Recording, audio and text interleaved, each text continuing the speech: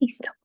Muy buenas noches, estimados participantes. Sean bienvenidos a esta sesión de el diplomado de la nueva Ley General de Contrataciones Públicas. Bill Lawyer está encantado de tenerlos aquí. Esta noche nos acompaña el distinguido doctor Antonio Azaña, secretario arbitral senior en el Centro de Análisis y Resolución de Conflictos de la Pontificia Universidad Católica del Perú. Con más de 6 años de experiencia en el ámbito arbitral, ha desempeñado diversos roles dentro de la institución, incluyendo secretario arbitral junior y practicante también de arbitraje. Su formación académica ha sido en la Pontificia Universidad Católica del Perú, consolidando su especialización en la resolución de conflictos. Damos la bienvenida a todos los participantes que nos están acompañando en la sesión del día de hoy a través de la plataforma de Zoom y en nuestra transmisión en vivo. Les recordamos que pueden realizar sus preguntas a lo largo de toda la sesión, levantando la mano para cederles la palabra o a través del chat. Les recordamos que estas preguntas serán respondidas por el doctor al finalizar la sesión o cuando él lo crea conveniente. Asimismo, para aquellos que están interesados en acceder al certificado que nosotros estamos brindando por el Ilustre Colegio de Abogados de Sullana, pueden escribirnos a través de nuestras redes sociales o también por nuestros canales de WhatsApp. Finalmente, estimado doctor, le expresamos nuestro más profundo agradecimiento y le cedemos la palabra para que pueda iniciar con su presentación. Muchas gracias. De acuerdo. ¿Sí se me escucha? Sí, doctor, sí se le escucha. Perfecto. Bueno, buenas noches con todos los presentes. En primer lugar, agradecer a Bill Lawyer por confiar en mi persona. Les voy a ser honesto, es la primera vez que voy a hacer una ponencia, una presentación de este estilo. Y me agradó mucho poder hablar sobre este tema que es contratación y bienes, de bienes y servicios en salud, porque es un tema de interés a nivel nacional y pues quien les habla desea aportar su granito de arena sobre brindándoles cierta información o data relacionada a este tema que considero desde mi parte importante.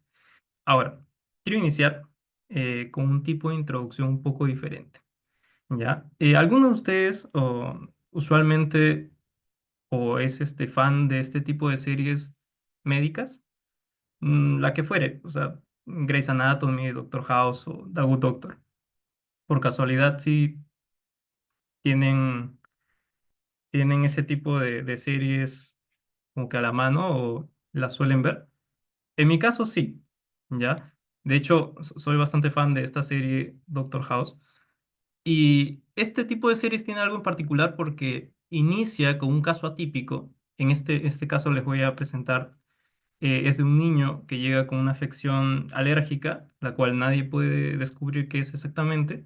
Su piel presenta ronchas, los cuales le ponen medicamento y peor, o sea, desencadena en más problemas, más complicaciones. Después de un análisis y después de un diferencial, llegan a unas cuatro hipótesis y al final descubren que el niño tenía lepra, pero no sin antes, pues, debatir entre si es que tenía sarcoidosis, anthrax, neurofibromatosis múltiple y hasta que al final dieron con el lepra. De hecho, esas cuatro enfermedades son poco conocidas y cuando yo las escuchaba no las entendía. Pero, ¿qué es lo que quiero rescatar de este capítulo? Em, Número uno, que me generó dudas sobre si es que nosotros acá en el Perú podíamos eh, o contábamos con la posibilidad de adquirir los medicamentos para combatir la lepra, ¿no? Porque según la serie, para el caso en Estados Unidos era bien sencillo, el tratamiento era obtener talidomida de carbiluciana y pues mi pregunta en ese momento fue, ¿habrá acá en el Perú? Buscando en la farmacia universal, sí, hay medicación la cual se puede adquirir, la cual es costosa, 99,70 la dosis. Y em, cuando terminé de averiguar esa información, yo me preguntaba y me decía, ok, pero ¿qué pasaría si alteramos un poco este factor? ¿Qué pasa si, por ejemplo, hablamos de medicamentos que son eh, relacionados o están relacionados a enfermedades mucho más complejas, difíciles de tratar por el tipo y estilo de enfermedad, o que estos existan pero son sumamente caros, o están relacionados a enfermedades oncológicas, las cuales ya son terminales. Y realmente estos tratamientos son paliativos o de alguna manera no dan pues una cura, sino más bien son em, son brindados a la comunidad para poder mejorar su calidad de vida. Ahora, ¿por qué estas preguntas están relacionadas con el tema que les quiero venir a exponer el día de hoy? Porque justamente la nueva ley de contrataciones con el Estado, que es la 32069, eh, señala de forma expresa los acuerdos mediante mecanismos diferenciados de adquisición para poder de alguna forma abastecer al Estado y adquirir la medicación para este tipo de enfermedades, enfermedades raras o huérfanas, enfermedades oncológicas o enfermedades de alto costo. Pero ¿qué pasa y cuáles son los antecedentes antes de un poco enmarcarnos en lo que es la nueva normativa? Esto no viene de ahora y reciente. Ya en el 2011, con la ley 29698, se declaró en su momento de interés nacional y preferente atención al tratamiento de personas que padecían este tipo de enfermedad. Vamos a definirlas posteriormente, pero por lo pronto quiero hacerles el énfasis de que estas enfermedades son complicadas de acceso a la medicación y también son que te toque justamente esa enfermedad es de algo como que de 1 en 100.000, ¿no?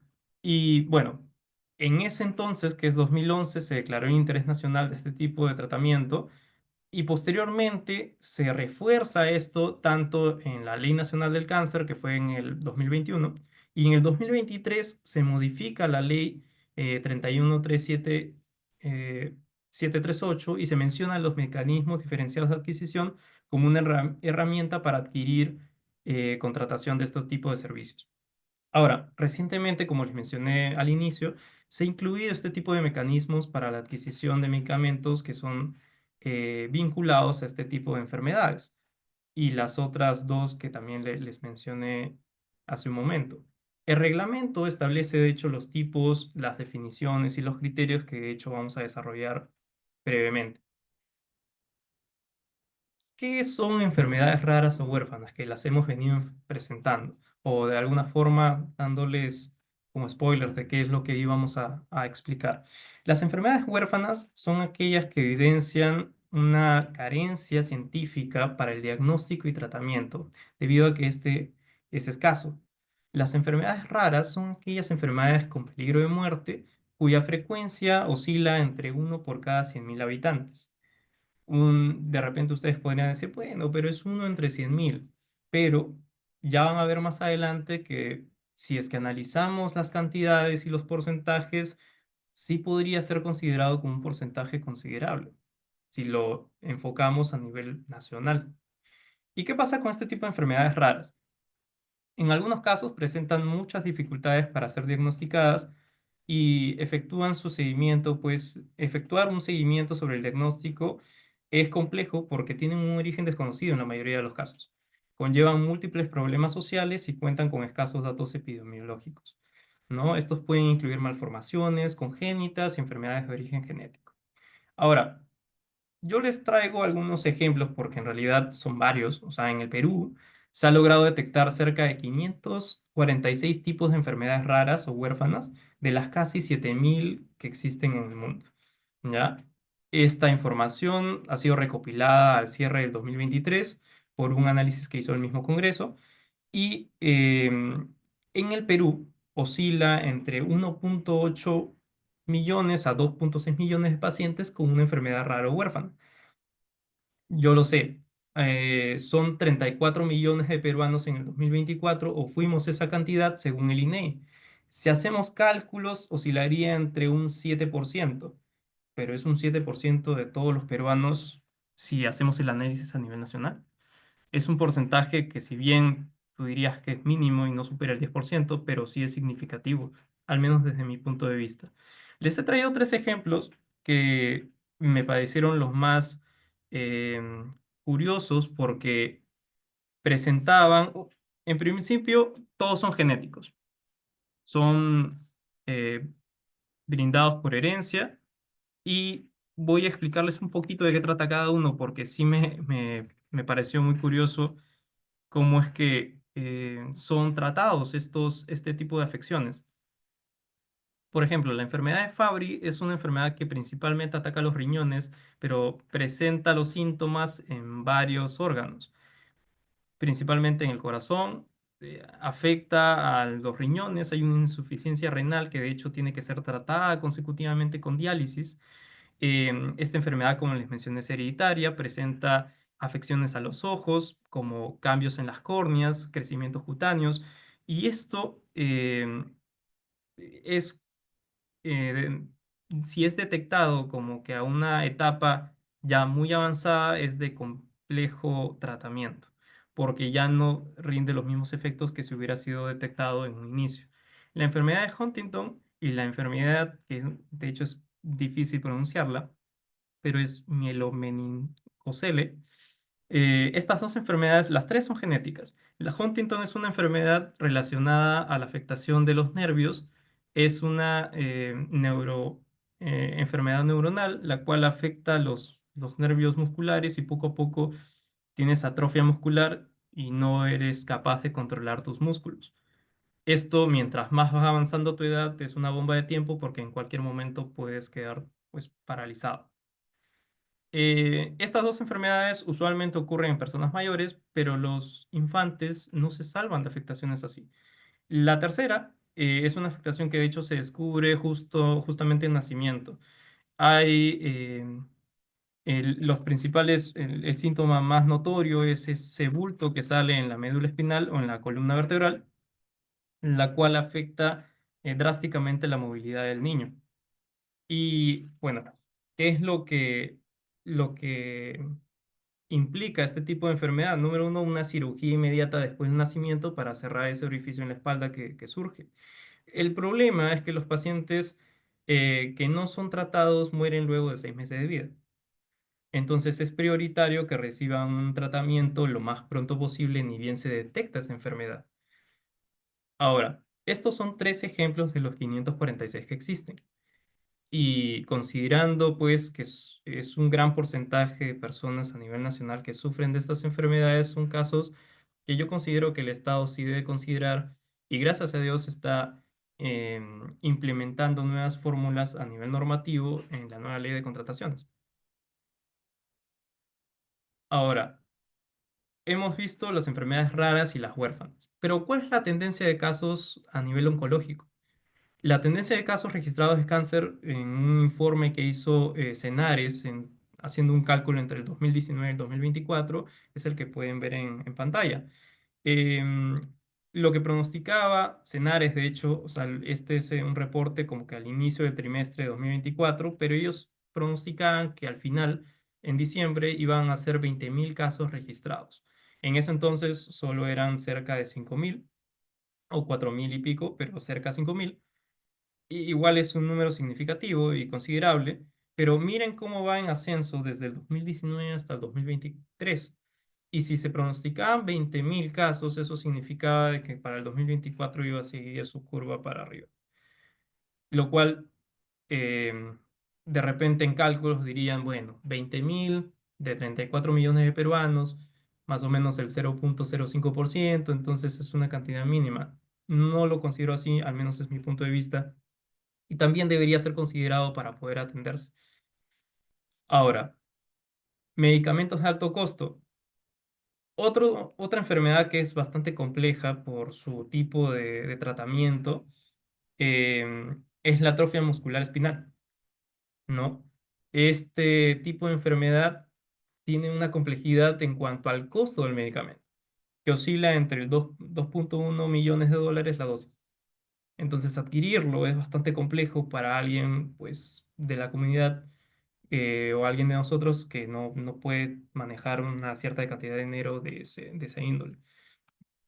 Entonces, mi duda es, ante estas situaciones, y para ustedes, ¿no? Creo que van a opinar lo mismo que yo, sí generan un problema y sí significan un problema. Y les voy a enlistar básicamente las razones por las cuales considero yo que serían considerados como tal. Número uno, limitan la calidad de vida de las personas que son afectadas y las de su entorno. Estas enfermedades son crónicas, con tendencia a la discapacidad, impactan en los años de vida saludables y la esperanza de vida de las personas, y existe una escasa insuficiente información de utilidad para que las personas afectadas puedan ser tratadas. Esto va en relación porque existe un limitado conocimiento e investigación de los profesionales de la salud sobre estos temas. Pero eso también está vinculado con un tema de financiamiento por parte del Estado. Además, se requieren de servicios de salud de alta complejidad para su diagnóstico, los cuales se desconocen. Los tratamientos en muchos casos no existen o son de alto costo. Y existe una inequidad en la accesibilidad precisamente porque no hay este acceso a la comunidad de poder conseguir tratamiento por la complejidad del mismo tipo de enfermedad. Entonces, considero que es un círculo, pero gracias a Dios, o sea, con la nueva normativa se está implementando ahora a nivel normativo estrategias como para poder brindar un acceso a medicamentos que puedan de alguna manera sobrellevar de mejor forma las enfermedades. ¿Por qué digo este término y no empleo la palabra sanar o curar? Todas estas enfermedades no tienen cura. Las enfermedades que les he mencionado, bueno, salvo el lepra, que sí, pero lo que es la enfermedad de Fabry, Huntington o la meningocele no tienen cura. Se les puede hacer tratamientos con el tiempo y de alguna forma van a tener una vida muy compleja, incluso limitada por las afecciones que van a tener, pero no tienen cura. Incluso la atrofia muscular espinal, que tiene una dosis que es bastante costosa, no tiene cura. Es por eso que yo hablo más de un tema de conseguir medicamentos para poder de alguna manera sobrellevar la enfermedad. Ahora, ¿cómo lo hacen o cuál es el implemento que utiliza la nueva normativa para poder adquirir este tipo de medicamentos? Los he ido mencionando y si no, lo menciono ahora, son los MDAs. Son mecanismos diferenciados de adquisición. ¿Qué es un mecanismo diferenciado de adquisición o cuál es la finalidad de este? Bueno, en principio, estos son o pueden ser utilizados por ciertas entidades vinculadas al rubro de la salud, como el MINSA de Salud, Sanidades de la PNP, las Fuerzas Armadas. Otras entidades también que pueden suscribir siempre y cuando tengan el permiso del MINSA, como Senares o Neoplásicas. Y estos mecanismos tienen una finalidad, que es gestionar precisamente la incertidumbre y minimizar el impacto presupuestal de estas nuevas tecnologías. ¿Y qué es lo que pasa? Que estos medicamentos, como ustedes más o menos pueden intuir, tratan de sobrellevar la enfermedad que uno ya posee, que uno sabe que por el momento no tienen cura. Es decir, son tratamientos para el dolor, para evitar que se presenten los síntomas, náuseas, qué sé yo. Muchos desde aquí de repente han tenido un familiar que ha sufrido de cáncer, en mi caso sí. Sufren mucho en cuanto a la alimentación, casi no la retienen, prefieren no comer, se aíslan mucho, a las justas toman líquidos, entonces lo que busca esto es precisamente conseguir medicación que de alguna manera les brinde una facilidad a ellos de poder sobrellevar la enfermedad. Pero esto, ¿qué significa? Que el resultado de esta medicación también es incierta. No se sabe exactamente si es que los resultados después de conseguir o después de medicarse eh, con estos medicamentos, ellos pues logren pues eh, ese plus en cuanto a su calidad de vida. La incertidumbre sobre si es que se funciona realmente el medicamento es alta. Entonces, el Estado igual lo que hace es gestionar esa incertidumbre y minimiza el impacto presupuestal haciendo acuerdos. ¿Qué tipo de acuerdos señala, de hecho, la nueva norma?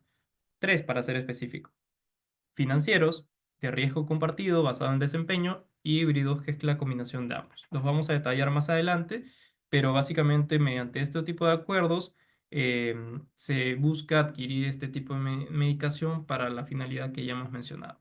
Ahora, los requisitos para la contratación son precisamente contar con un registro sanitario vigente o condicionado y superar el umbral de alto costo que de hecho es el usual en este tipo de medicación. Ahora, vamos a hablar sobre este tipo de nominación y priorización de tecnologías sanitarias que lo señala el artículo 294 del reglamento. ¿Qué es o cómo podríamos entender esta nominación? Yo lo considero como una etapa previa a lo que es eh, el inicio del mecanismo de adquisición diferenciada. ¿Por qué? Porque En primer lugar, bueno, existe una nómina, esto es iniciado por el MINSA en coordinación con otras entidades contratantes, pero lo que buscan es, es señalar claramente eh, cuáles son estos criterios de exigibilidad y priorización. O sea, por criterios de elegibilidad debemos entender qué tecnologías pueden ser nominadas o consideradas para poder ser adquiridas y luego cuál va a ser el orden de prelación que le van a dar a esa medicación, ¿no? Ese es básicamente el análisis que se hace de manera previa para luego aprobar este listado, se hace mediante una resolución ministerial y determina qué tecnologías efectivamente van a ser consideradas como prioritarias y qué entidades responsables van a ser las encargadas de adquirirlos. ¿Por qué esto es así? Porque no se le, o sea, según la misma norma señala que no se permite que una misma tecnología sea adquirida por más de una entidad. Esto para precisamente escatimar en gastos. Ahora, la designación de entidad contratante, ¿no? El MINSA centraliza la compra y define una entidad contratante como responsable, que esto tiene relación con lo anteriormente mencionado. Ahora, ¿cómo es que Doctor, esto? Sí, dígame. disculpe, no sé si está presentando o tiene diapositiva porque no se logra No, visualizar no he o yo estado me compartiendo yo. pantalla. No, Ok, profesor, ok. discúlpeme, por favor. Le estaba escribiendo por el chat, pero no me respondía. No, Si es que quiere, apagué el teléfono. Sí, ya, todo esto lo perfecto, estaba no se presentando. preocupe. Yo creí que estaba. Ok, ya. A ver. em, Creí que estaban viendo todo esto. Ok, ok, ok. Bueno, voy a seguir con lo que estaba exponiendo. Em, Me quedé en esta sección de aquí, que son las actuaciones posteriores a esta nominación que les había mencionado. Yo le divido en tres partes que considero actuaciones preparatorias, fase de selección y una fase de ejecución contractual. ¿Qué se hace en la actuación preparatoria? Esta entidad contratante elabora el requerimiento que va a efectuar. Se hace un análisis de especificaciones técnicas y se definen exactamente cuáles van a ser las cantidades y plazos para poder definir exactamente cómo es que el postor o el contratista va a, de alguna manera, cumplir con la prestación. La agrupación de tecnologías sanitarias también se realiza y se evalúa por un jurado de expertos si es que todos estos análisis previos están en concordancia con lo que dice la normativa. Al final se señala una estrategia de contratación y después de esta se lleva a una fase de selección. En esto hay un registro de participantes, es una lista cerrada. Precisamente existen razones por las cuales esto es así. Se señala en el 296 que deben tener un registro, que exactamente es un registro sanitario, o también quienes tienen derechos exclusivos de comercialización sobre el producto que se quiere adquirir. Existe después de esto, después de haber analizado esta lista cerrada, una presentación de ofertas técnicas preliminares por parte de quienes quieren participar en la fase de selección y hay una ronda de negociación con estos señores o con estos postores. Esta evaluación de costo-beneficio se realiza para poder considerar cuál es la mejor oferta en caso exista algún tipo de empate o en caso de que exista o hay más de una tecnología sanitaria para una misma patología se elige también a un solo proveedor y se elige también las mejores condiciones según un análisis de costo-beneficio. Al final, se selecciona un proveedor para la oferta final y este presenta la oferta definitiva. Esto es aprobado, se da una aprobación de la contratación directa y después pasamos a una etapa de fase de ejecución contractual. ¿Qué sucede aquí? Existe una suscripción del acuerdo MDA. eh, Esto es la finalidad después de haber hecho tanto este trámite para poder elegir exactamente cuál medicamento se va a querer adquirir. Y se incluye un modelo clínico operativo. La idea es señalar claramente la hoja de ruta que va a seguir el postor o aquel que ha adquirido la buena pro y una implementación y monitoreo del cumplimiento de esta misma. O sea, hay condiciones las cuales vamos a precisar más adelante, dependiendo del tipo de MDA que se haya adoptado, pero existen condiciones las cuales deben ser cumplidas y estas deben ser monitoreadas. Ahora, vamos a explicarle estos tipos de MDA. Los MDA, como les mencioné, pueden ser financieros, de riesgo compartido, o los híbridos. El MDA financiero, que es señalado en el artículo 298, o sea, la idea central es establecer condiciones de pago y condiciones para adquirir tecnologías sanitarias. Y esto lo hacen por medio de descuentos, contraprestaciones, incluso hacen precios fijos dependiendo del paciente o entregas gratuitas dependiendo de topes. Y vamos a explicar cada uno de esos supuestos. Los descuentos se realizan sobre el precio ofertado inicial. Pueden desencadenarse dependiendo de la cantidad que se vaya a adquirir. Hay contraprestaciones con tope de pacientes. ¿Qué quiere decir esto? Que, bueno, se define un número máximo de pacientes cubiertos y si este se llega a superar, el proveedor entrega las tecnologías sanitarias sin costo adicional. Hay una entrega gratuita hasta un tope. También eso puede ocurrir, o sea que o se acuerda o se pacte que se establecen tecnologías sanitarias en un costo hasta un límite y si se excede el límite, pues el pago se ajusta según el acuerdo previo, ¿no? De lo que se iba a pagar por cada paciente. Ahora, hay un precio fijo, de hecho, por paciente, y se establece un precio por paciente durante un periodo determinado. Y no importa el volumen que vaya adquiriendo este paciente durante el tratamiento, si este aumenta el número de pacientes, se puede firmar una adenda que de hecho ayude a bajar el precio que inicialmente se había considerado como precio fijo. También puede haber alguna idea como de precio escalonado, que es el precio va disminuyendo siempre y cuando la cantidad de tecnologías sanitarias que se quiere conseguir aumente. ¿No? Estas son algunas de las modalidades que pueden ser entendidas como condiciones de pago, condiciones flexibles para adquirir este tipo de tecnologías sanitarias que de hecho son inciertas y cuyo resultado no se sabe si se va a cumplir. Em, el MDA de riesgo compartido tiene una idea un poco diferente. Se prioriza el resultado clínico por lo que el pago va a depender de si es que al final hay efectividad en el tratamiento y se verifica el beneficio terapéutico en los pacientes seleccionados por un criterio médico. Em, Estas modalidades, de hecho, lo considero un poco más como que un tipo de contratación que de repente pueda desanimar al postor porque depende si es que el paciente al final va a presentar pues síntomas de mejoría con la afectación que tiene. Y bueno, el pago está condicionado a los resultados. Si los pacientes o la población tratada no alcanzan esos resultados esperados, el pago puede reducirse. Puede reducirse o incluso reembolsarse.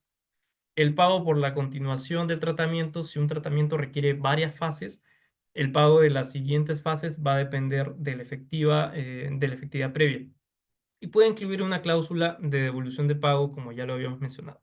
Entonces, sí o sí se tiene que definir nuevas formas de riesgo compartido según sea el caso, sobre todo como para que quede exactamente claro qué se entiende por haberse cumplido con el resultado, porque como ya hemos visto, este tipo de enfermedades, o ya hemos mencionado, este tipo de enfermedades no tienen una cura en realidad, sino más bien es un tratamiento paliativo.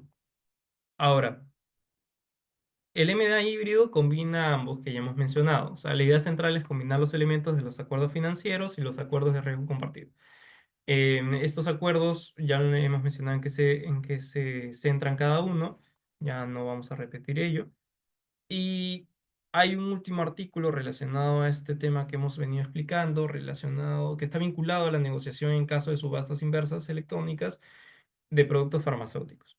La idea va más o menos así. Todo empieza con una justificación de urgencia.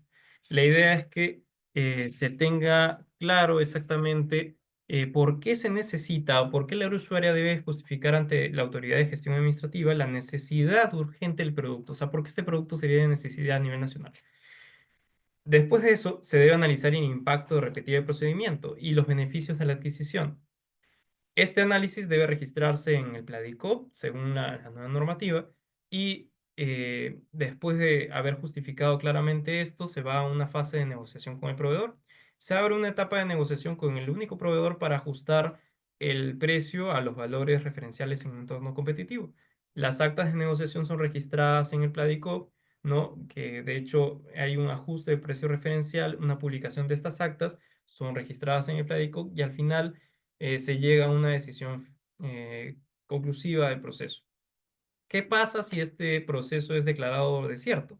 Si el proveedor de alguna forma no acepta en modificar su oferta, el procedimiento se declara desierto y en este caso la entidad puede convocar a una licitación pública abreviada. En realidad, lo que básicamente este artículo busca es garantizar una transparencia en los criterios pues, de adquisición de la medicación, una eficiencia y un control de los precios para poder equilibrar esto del presupuesto o la inversión que vaya a hacer el Estado. Em, yo tengo una pregunta, ya después de haber explicado un poco básicamente en qué se centran los MDAs, los tipos de enfermedades. Y es ¿realmente este tipo de medidas funciona? O sea, ¿va a ser una buena salida a nivel nacional? De hecho, quienes habían implementado este tipo de mecanismos habían sido en la entidad de Senares y ellos habían sido como que ya lo habían señalado en una ley de forma expresa, incluso antes de la ley que consideraba las enfermedades raras o huérfanas de interés nacional. Entonces, desde ese año, que es 2021, bueno, han pasado 4 años, em, yo hice una consulta al Cenares para ver si o sea, cuál había sido precisamente el resultado de dicha implementación. Lo que me informaron es, creo que lo tengo aquí a la mano, es esto de acá, que, bueno, se viene coordinando intensamente entre las diversas instancias del Ministerio de Salud relacionadas con la prevención y control de cáncer y los operadores logísticos correspondientes, así como con las dependencias competentes del Ministerio de Economía y Finanzas, la versión actualizada final de los criterios para la evaluación y negociación, así como la proforma de bases para el proceso de contratación correspondiente. Esto, de hecho, me da a entender a mí dos cosas. O una, sí hay resultados, pero no me los ha querido precisar. O todavía está en implementación eh, este tipo de mecanismos de adquisición diferenciada. Y de hecho, me lo han tratado como que de dar a entender que precisamente lo más complejo de efectuar es este tema de la negociación. Porque implica una comunicación directa con los proveedores de la medicación que es compleja de adquirir y también un ajuste, ¿no? Finalmente del precio referencial que inicialmente iban a utilizar. Pero ¿cuál es la situación? Porque esa es la situación del Perú. O sea, se ha señalado en normativa, parece ser que está en periodo de desarrollo, la implementación práctica de este tipo de mecanismos. Y mi pregunta fue, bueno, ya lo han implementado en la nueva ley de contrataciones, pero ¿qué es lo que ha ocurrido en otros países? Viendo un webinar del 2024, el profesor Héctor Castro nos mencionaba cuál era la situación en otros países.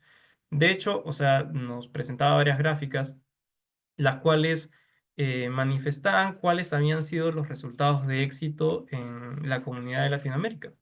Mencionó casos de éxito en 3 países que me parecieron los más importantes. Eh, Mencionó primero a eh, México, Costa Rica y Chile. En el caso de Chile, en el 2023 y parte del 2024 se implementó la adquisición del medicamento Zolgensma para precisamente la atrofia muscular que les había mencionado anteriormente. Creo que está acá. Acá está.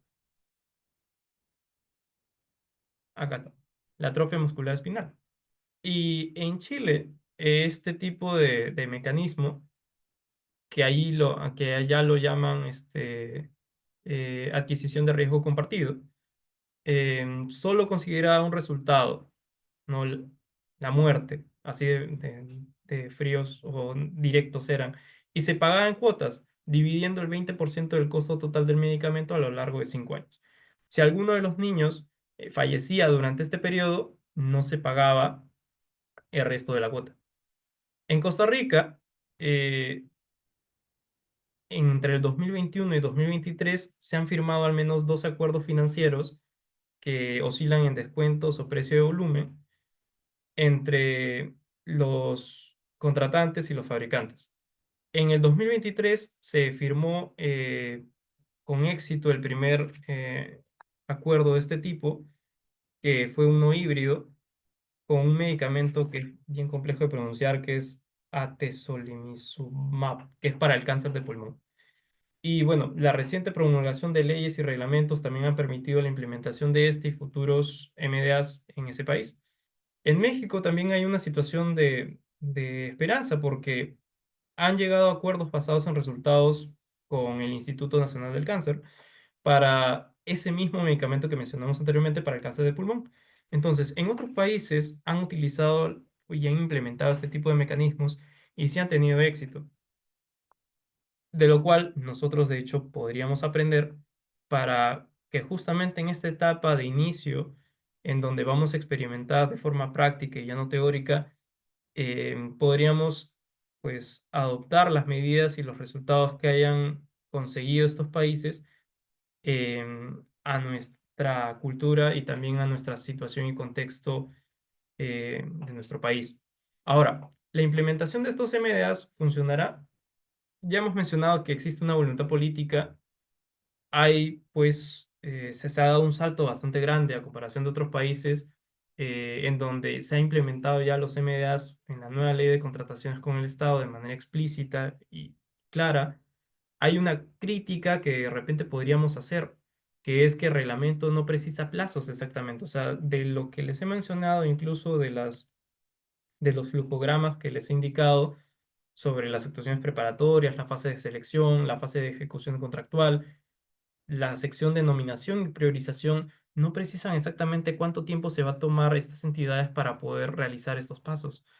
Y creo yo que ese sería un buen cambio en la normativa, o bueno, más que cambio sería precisión sobre cuánto va a tomar exactamente este tipo de pasos. Estos pasos que se requieren para que efectivamente al final las personas puedan adquirir los medicamentos. Y lo tercero que ya les había mencionado, que era revisar las situaciones de éxito ocurridas en otros países, implementarlas a nuestra situación actual y pues aprender de los errores que ellos también hayan cometido.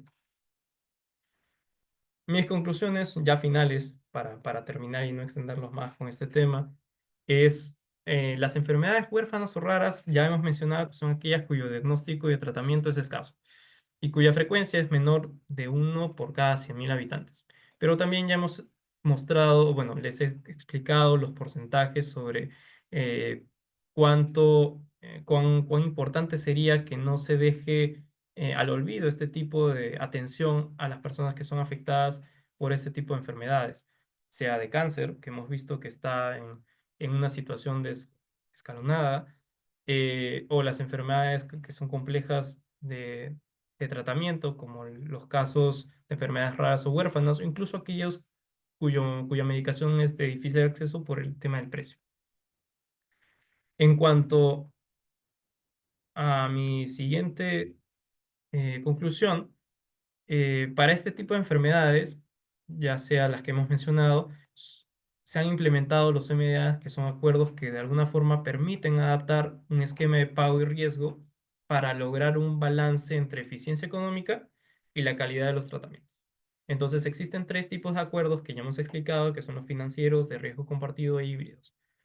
Como etapa previa, contamos con la nominación y priorización de tecnologías sanitarias, que de hecho esta fase permite identificar qué tecnologías vamos a nosotros considerar y que puedan pasar por las fases de contratación, que son las preparatorias, selección y ejecución contractual. Y si bien el Perú va en buen camino en cuanto a cuestión de implementación normativa, no debe dejar de lado la experiencia de sus países vecinos, para evitar cometer también los errores, porque me imagino que esos países al mismo tiempo que han conseguido el éxito deben haber tenido algún tropiezo por ahí. Y la idea sería aprender efectivamente de esas buenas experiencias y también de las malas. Eso sería todo.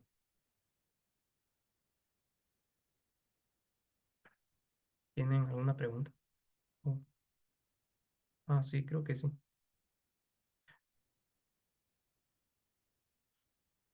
Muchas gracias,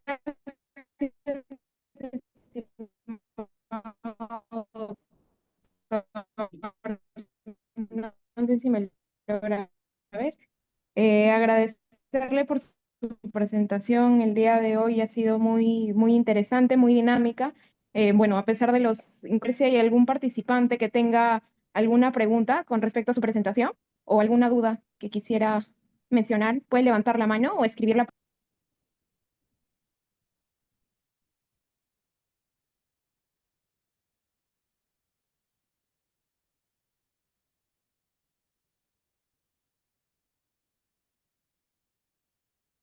Bueno, al ver que no hay más preguntas, o bueno, no hay preguntas, agradecerle, doctor, por acompañarnos el día de hoy. De parte de todo el equipo, volver a contar con usted en próximos eventos académicos, a los participantes que nos acompañaron en esta sesión y en la anterior, también agradecerles por su participación. Pueden estar en contacto con nosotros a través de nuestros canales de WhatsApp, redes sociales, para cualquier consulta que ustedes tengan. Eso sería todo por el día de hoy. Muchas gracias, doctor. Gracias a los participantes. Muy buenas noches. Gracias. Hasta luego.